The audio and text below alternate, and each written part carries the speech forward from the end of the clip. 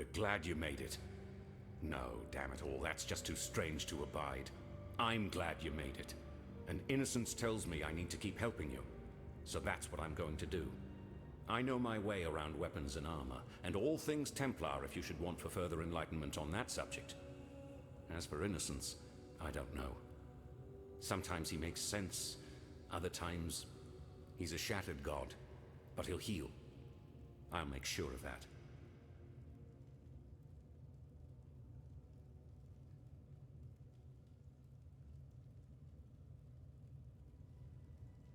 Lani's told me a little about Utula and his cult of Kitawa. Enough to know what Utula's got planned. Bring about the fall of one god so he can raise up one of his own. And this Kitawa, from what fragments I can piece together from innocence, he's not the benevolent kind. Please, find Utula and stop him. I'm not saying this because I want to put innocence back on his divine throne. I'm saying this because Oriath is my home. It's made some mistakes, but it doesn't deserve the fate that Utula has in mind.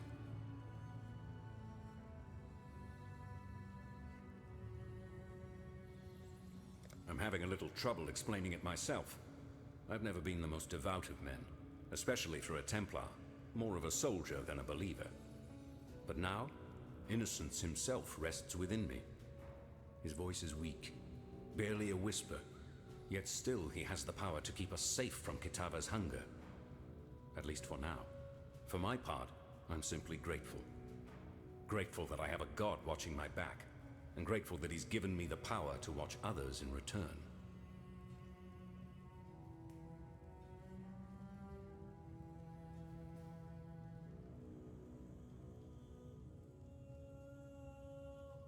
For a long time now, I thought my god's intentions were being twisted by his supposed servants. Did I speak up? No. The pyre would have been my only answer. I did what I was told and drew the lines of morality where I could. Now I understand the truth. It wasn't Innocence's intention being twisted. It was Innocence himself, perverted by the selfish convictions of the men and women who worshipped him. A god answers to the believer, as the believer answers to their god.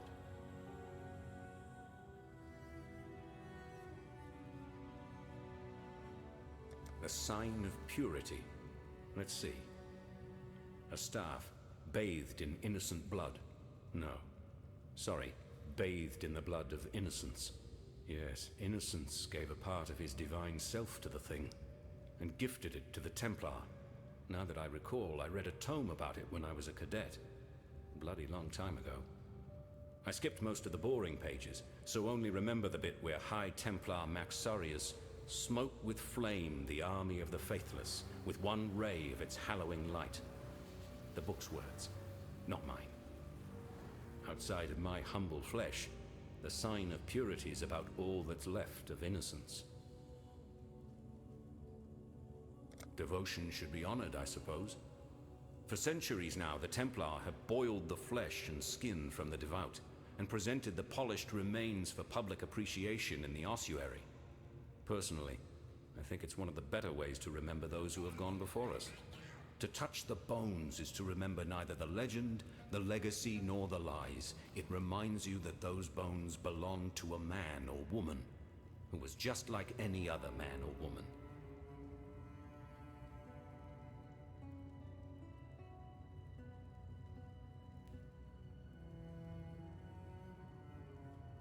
I'd be lying if I said my hands were clean of slavery's blood. I was a soldier. I went where Dominus ordered me to go. I sailed with the expedition to Ngamakanui, killed Karui warriors, and rounded up Karui captives like every other bastard in a Templar uniform. So I don't blame Lani for wanting to take back her freedom, and I don't blame her for believing Utula's lies either. I certainly swallowed enough of Dominus's falsities to sicken my soul. It's what we do now that matters. I can see that Lani's heart is in the right place, and for once in my damned life, so is mine.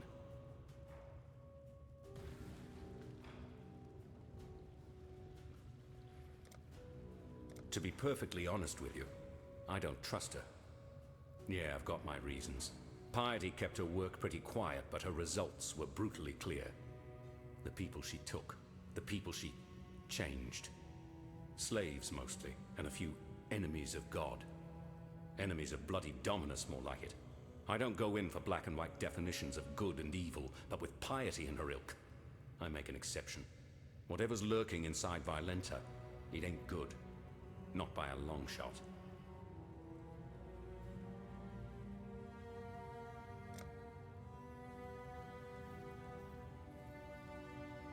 You deserve recognition for what you have done. You've freed us from Templar oppression. Yet I fear you may have defeated the lesser of two evils. Still, take something. You'll be needing it in the dark times to come. Once Kitawa has gobbled up every scrap of Oriathan flesh, sucked every Oriathan bone dry of marrow, he'll turn his endless hunger to Namakanui and the whole Karui archipelago. As you know, the Karui will fight, and they'll fight hard, but they're going to need all the help they can get. And I know of 3 treasures that might just make the difference. They were taken when the Templar raided Namakanui. A whip woven of Hinekora's hair. A tooth that Tukohama ripped from his own mouth. A fishhook that was once the jawbone of Valakor. Together, they're known as Kitawa's torments and lie within the reliquary that borders Oriath Square. I saw them with my own eyes when delivering messages to the scholars there. Please, go to the reliquary and claim those treasures before Kitawa's children do.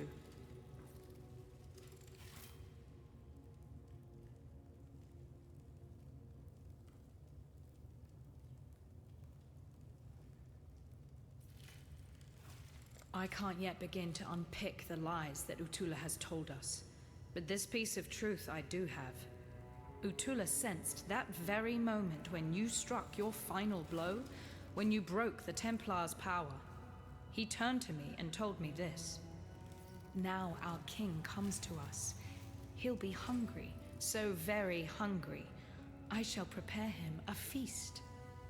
Then he gathered his followers and left. Where's he gone? Oriath Square. You won't need directions. Bannon is unexpected. At least, he's not the sort of Templar that I'm used to dealing with. His ideas about innocence almost make sense to me. The way he worships innocence and receives such power in return, it's like his devotion actually brings out the best in his god. But how is that possible? A god is a god. They bless us and they punish us, not the other way around. Yet for Bannon, somehow it's... The King's Feast is an ancient ritual born of less enlightened times. Long before the Karui followed the way, one tribe would conquer another and a feast would be prepared for the triumphant king. The main dishes of this feast were selected carefully, for the sweetness of their nature and the tenderness of their flesh. You see, when the conquered fills the belly of the conqueror, 2 tribes become one. And that's what's happening out there in Theopolis right now. The tribe of Kitawa is feeding upon the tribe of Oriath. Remember what Utula said about Kitawa? He is the tormented one, destined to rise up from the darkness, and we, his children, rise with him. It was there all along, in eyes too bright and smiles too wide. Cunning concealed by kindness. Conquest wearing the mask of freedom. I didn't see it because I was looking for something else. Hope. The cult only wanted what it's always wanted. To be born again in their father's image. They are Kitawa's children, the first of his tribe. For freedom. Hello. Bannon claims that a god now lives inside his head and talks to him. What's more common? Divine possession or insanity? I'll leave you to calculate the odds. Farewell. Yes?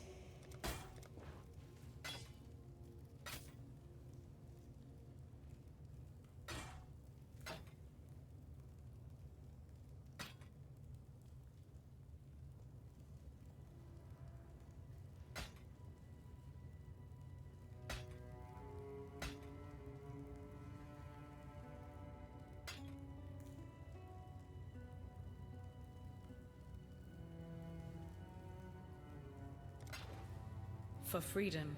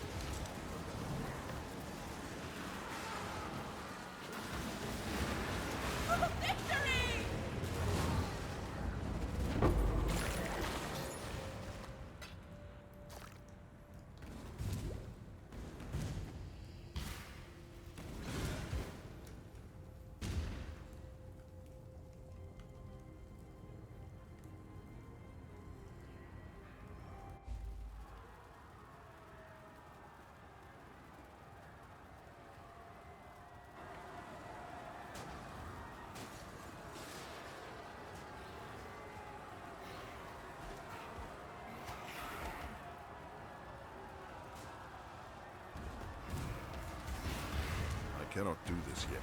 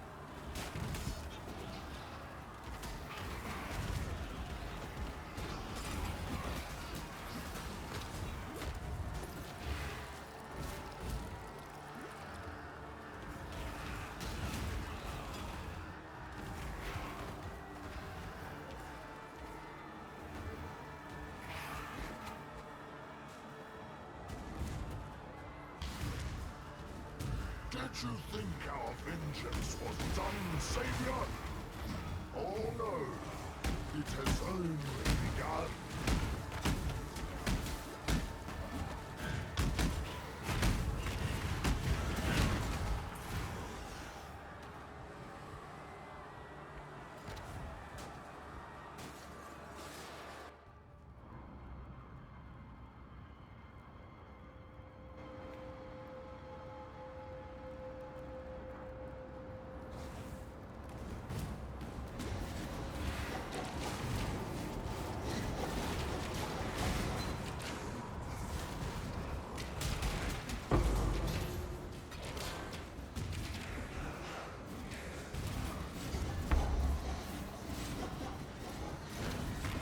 I give you to my ancestors.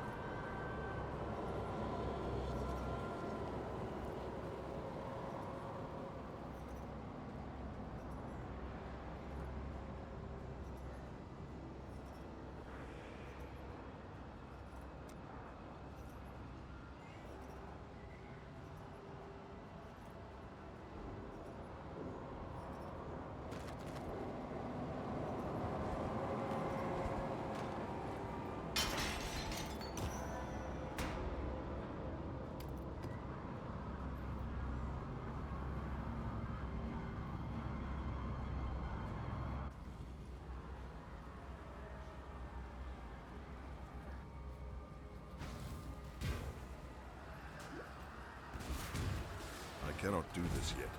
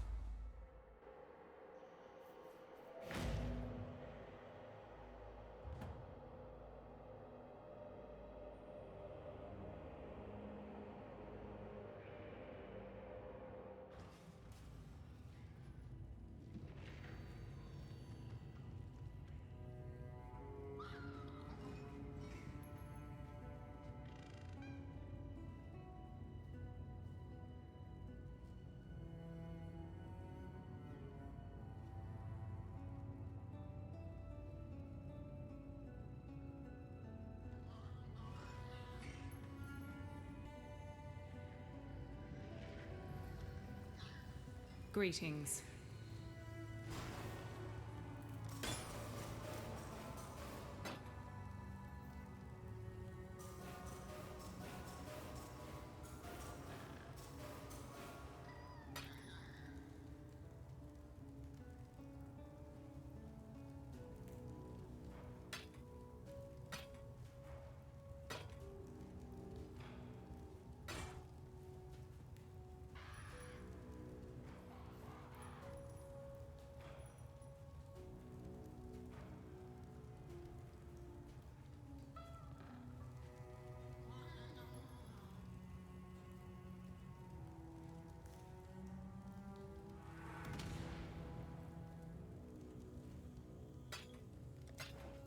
For freedom.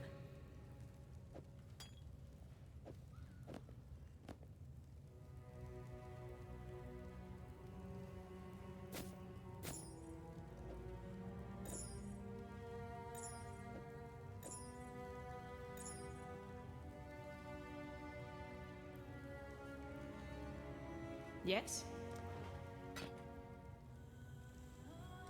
For freedom.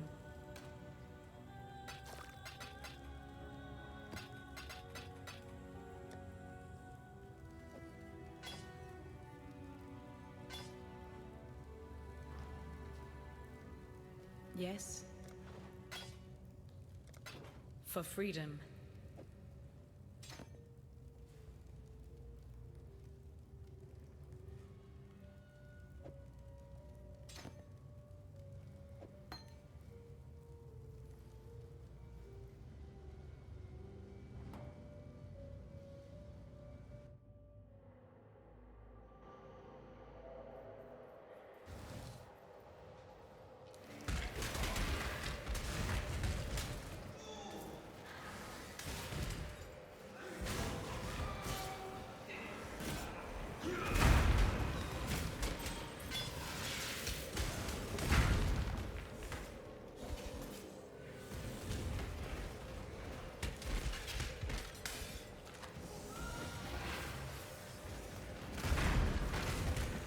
Monarch is gone.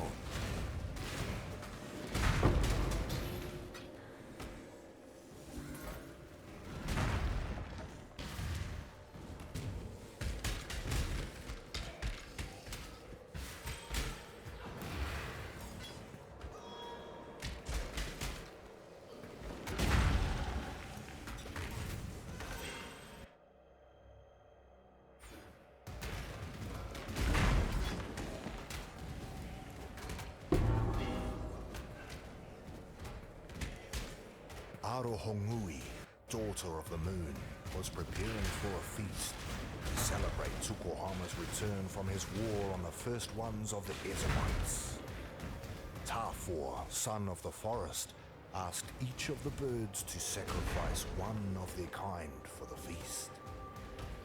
He gave these offerings to Arohongui, who cooked them in a great fire-stone pit.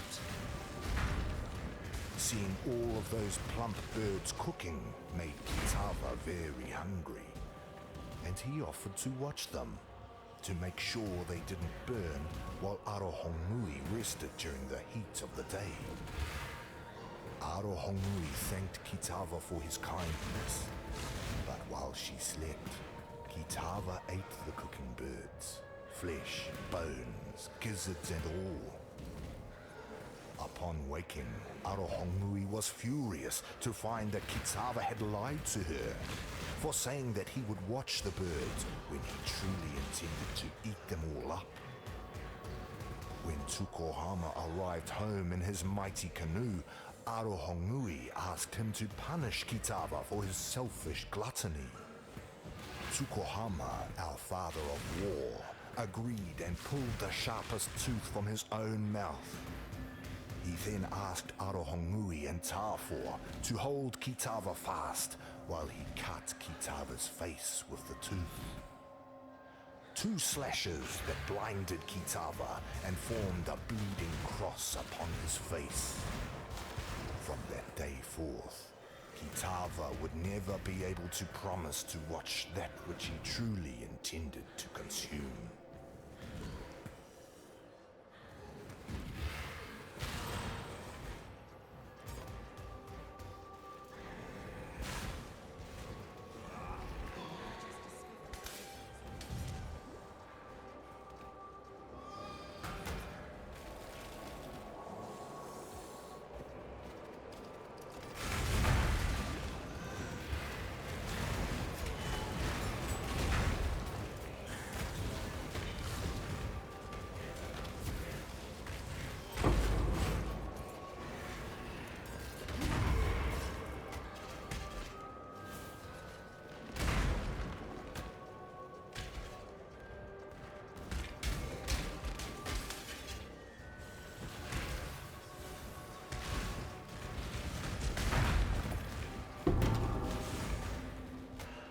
Tukohama, our father of war, and Valakor, father of storm, took Kitawa to Hinekora, mother of death.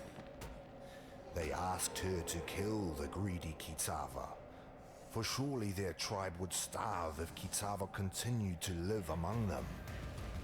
But Hinekora refused, for death would not teach Kitawa the lesson he needed to learn. Instead, Hinekora beat Kitawa with a whip woven of her own hair. To Kitawa, each strand was a searing lash, and so he wore thousands and thousands of blistering lashes across his back, as Hinekora drove him relentlessly into the darkest corner of the underworld. There, I cannot do this yet.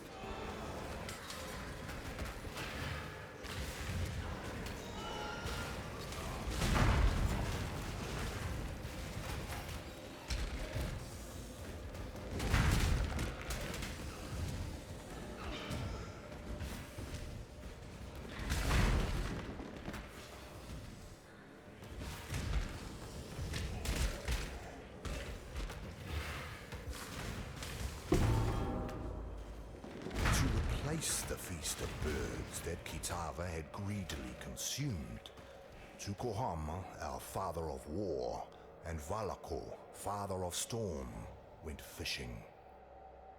Although Kitawa was blind, he could still cast his line and feel when a fish took his bait. So, Tukohama and Valakor took him with them on Tukohama's mighty canoe. But while they fished, Kitawa grew hungry and secretly ate all of their bait of grubs and worms. Disgusted and angry, Tukohama and Valakor decided to use Kitawa as bait instead. Valakor used his own jawbone as a hook, impaled Kitawa on it, and cast both into the sea. Kitawa sank to the bottom of the sea. But instead of the fish eating Kitawa, it was Kitawa who ate all of the fish that nibbled at him, flesh, scale.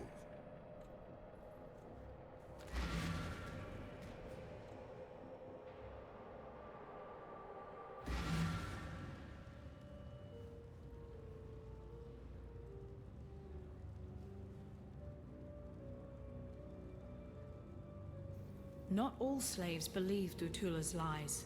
Some I know have managed to steal a ship and are soon to set sail for Namakanui. Hopefully, with these treasures on board, Valakor will bless their voyage and breathe deeply into their sails. No, I'm not going with them. I helped bring this curse down upon Oriath, so I'll help save what little there is left to save. Here, take something. In thanks for your part in preserving the Karui way.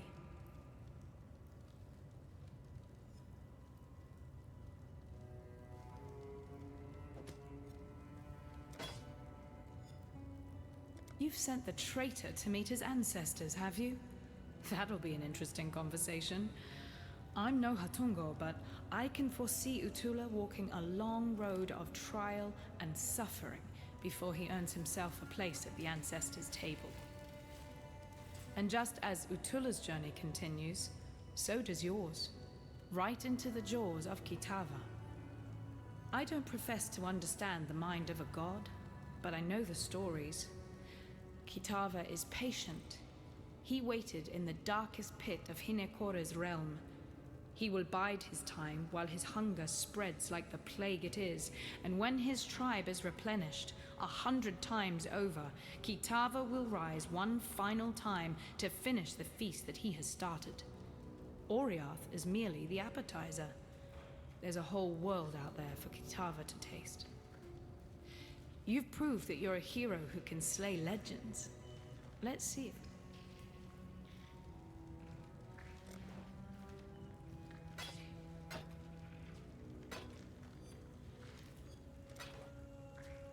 For freedom. Yes? The High Priest is dead, yet the object of his devotion remains.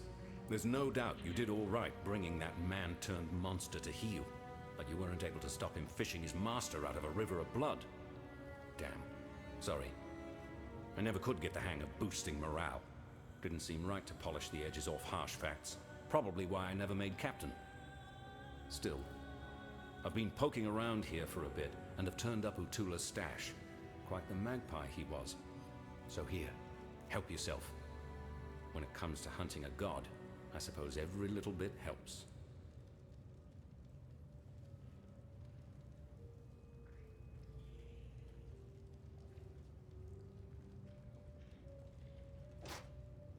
Innocence blesses your journey. I'll see what I can do for you. Innocence blesses your journey.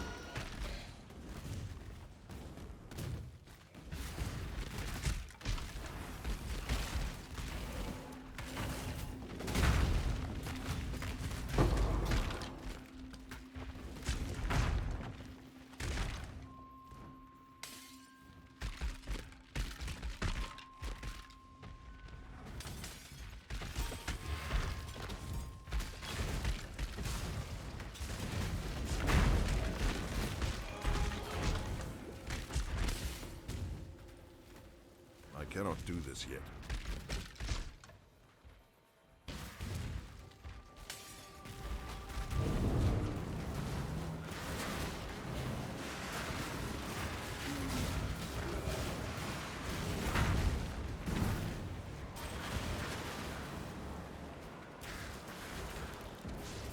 Fight them off while I handle this!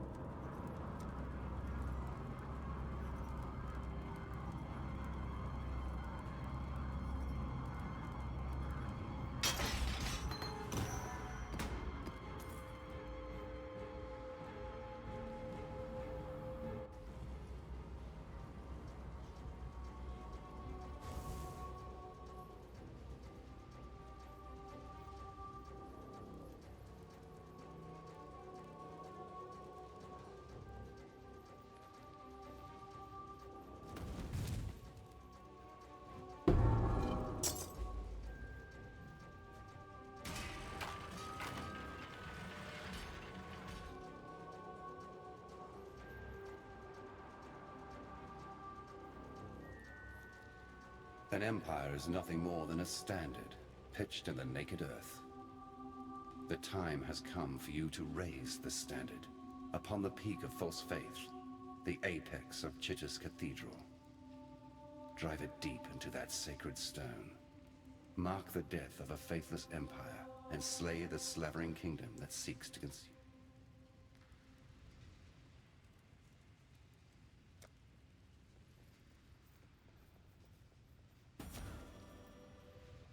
I could hardly hope for better results.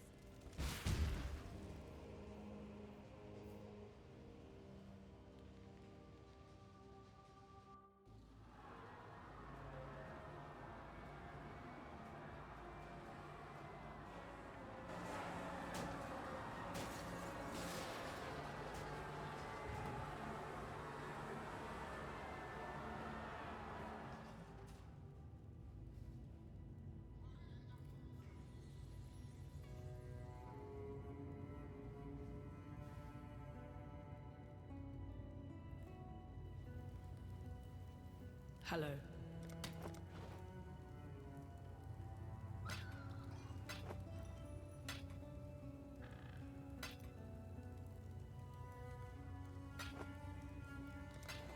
For freedom.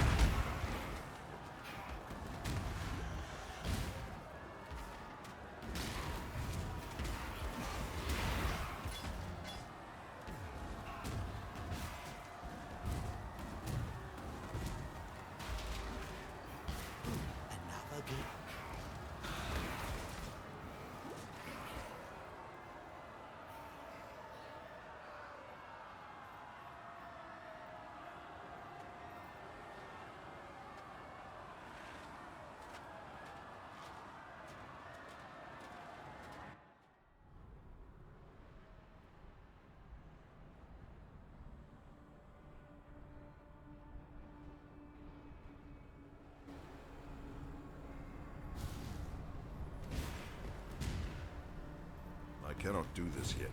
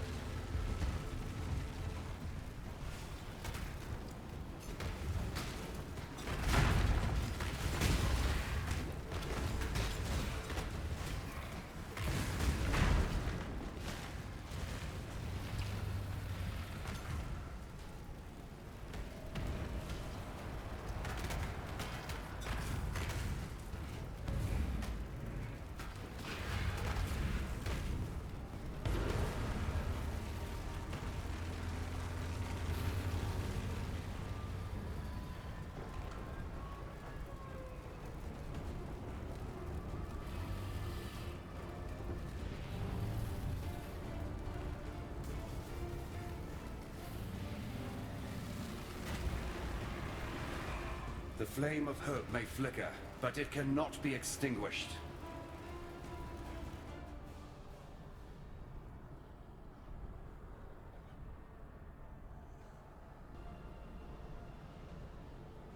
There is no shame in falling to a god. Shame lies only in refusing to rise again.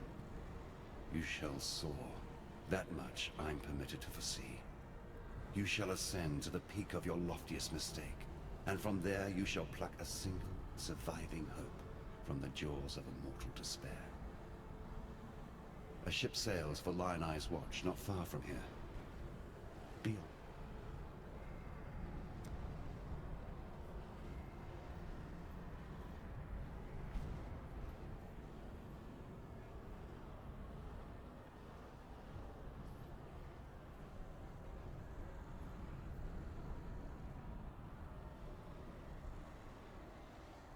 I'm Captain Lily Roth, and we sail for Рэklasta.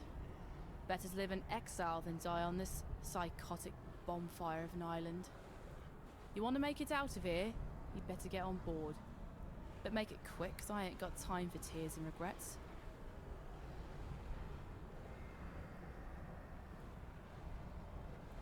Time and tide wait for no man.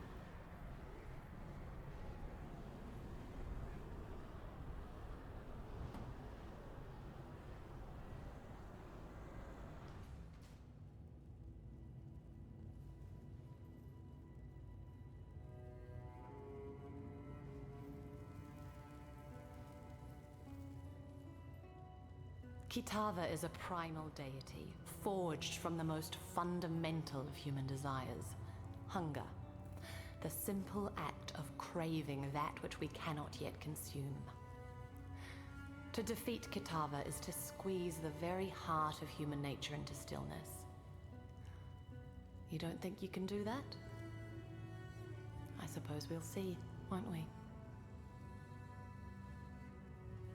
Now, where was I? I don't ask this in the name of innocence.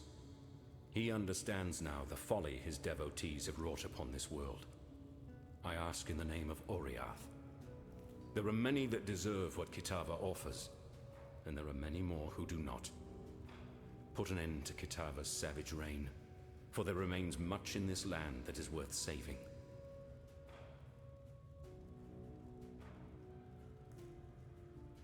Innocence blesses your journey. You're still alive. So is Kitawa. What more do you need to know? You'll find a way. I believe it.